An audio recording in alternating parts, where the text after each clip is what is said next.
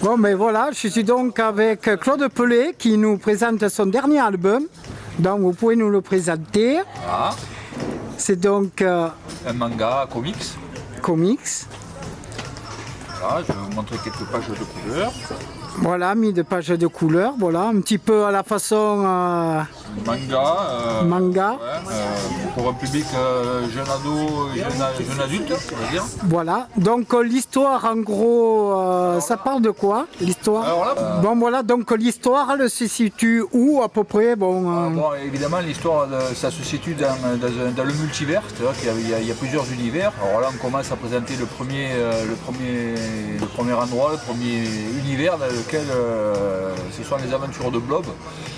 Mais pour vous en parler plus précisément, je t'invite à discuter avec les scénaristes. Hein. Donc, Oui. le scénariste est présent à côté de moi et le second ne devrait pas tarder à arriver. Voilà. et donc qui a participé au livre, aux ancrages et tous les noms? L'idée, c'est que bon, c'est Roch Grignac et Kevin Hacknen qui scénaristes qui m'ont proposé une histoire sur laquelle j'ai préparé tous les storyboards et les crayonnés. Et l'idée, c'était pour moi de mettre le pied à l'étrier à des dessinateurs et des encreurs. Voilà. J'ai fait participer un encreur de Châlons-sur-Loire. Qui a commencé qui a créé 32 pages. Bon, après, des problèmes de temps et de disponibilité ont fait qu'elle n'a pas pu continuer. Donc, moi, j'ai fait les quinzaine autres pages. Et j'ai fait intervenir après une jeune fille de Lunel, Marie Maintain, Voilà. la nièce de Jean-François Maintain. Voilà, que le bien connu de Lunel, Jean-François maintenant. Voilà, elle est en études d'art graphique à Toulouse. Voilà, c'est aussi mon idée, c'est de transmettre ce que moi je sais faire à des jeunes qui ont envie de faire de la bande dessinée. Voilà. Je rapporte mon expérience et puis après, en espérant qu'ils puissent prendre la suite et continuer de leurs propres ailes. Voilà, c'est quand même des personnages que j'ai vu un petit peu le truc, un peu dans les bandes dessinées japonaises en gros. Oui, ils ont un petit peu.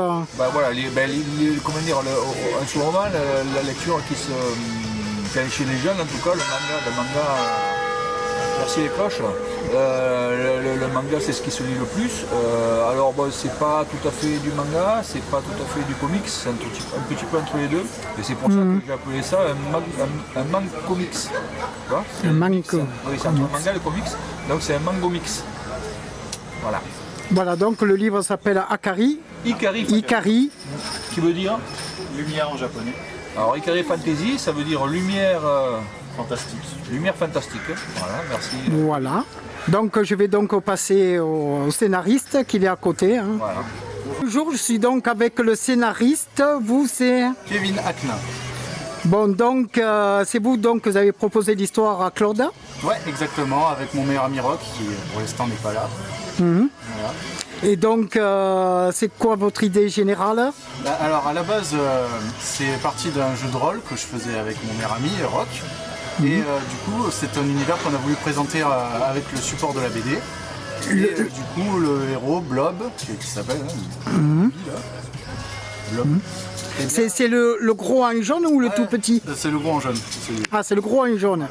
Lui, c'est le protagoniste. Ah, super. Et en fait, on va suivre, comme un rite initiatique.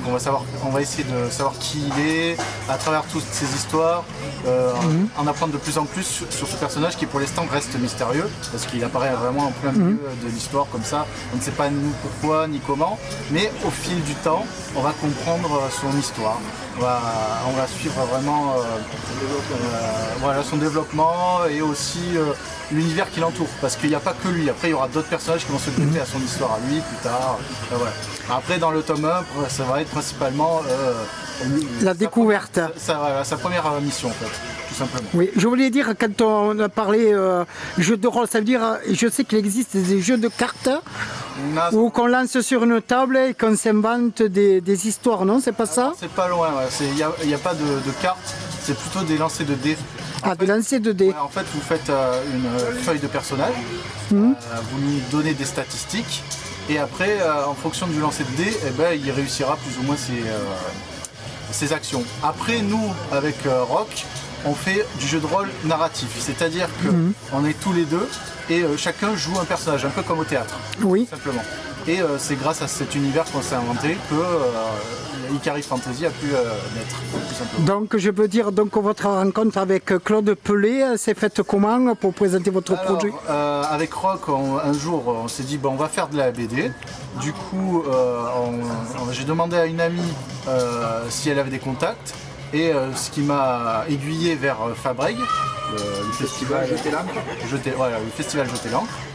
Et par hasard, j'ai rencontré Claude à qui j'ai montré les dessins qu'on avait fait avec Rock. Et c'est comme ça que lui a voulu d'abord nous aiguiller, puis au final a voulu participer à notre projet. Voilà. Ben, c'est bien. Merci bien. Pas de problème. Voilà. Bonjour, on passe donc au deuxième scénariste. On vient de faire l'interview du premier. Donc vous êtes monsieur Rignac. Donc voilà, donc les deux scénaristes côte à côte. Donc ils ont créé ce personnage en jouant un jeu de rôle. Ouais, voici Blog, le protagoniste. Le protagoniste. Donc voilà, comment vous avez tous les deux interprété ce rôle, parce qu'évidemment, avec deux personnes différentes, on dit chacun nos avis. Hein. Vous avez souhaité quoi qu'il ait dans ce personnage, le caractère? Le personnage de Blob a été plus ou moins créé par Rock en priorité. Ah oui? C'est lui-même qui le joue. Effectivement. Dans le jeu de rôle. Après, dans le jeu de rôle, c'était très différent quand même à la base. Hein. Oui, après, là on est plus parti. Il a évolué grâce à la BD. Ouais, c'est ça, oui. Non, sur la BD, on est plus parti sur. C'est le socle, quoi. Ouais. Le premier. C'est Le personnage central et le parcours du héros. Par exemple, on voit une grande cape blanche, mais on ne voit pas les yeux ni la tête. Est-ce qu'après le personnage dans d'autres BD, est-ce qu'il va se montrer sans son visage? Alors c'est plutôt un hoodie jaune et non, normalement il n'est pas censé montrer son visage de tout le long. Non. Parce que ça fait partie Du mystère. du personnage, de son identité graphique. Voilà. Voilà. Complètement. Il n'est pas si gros. Ouais. Après, ça on sait pas, il s'est fait exprès.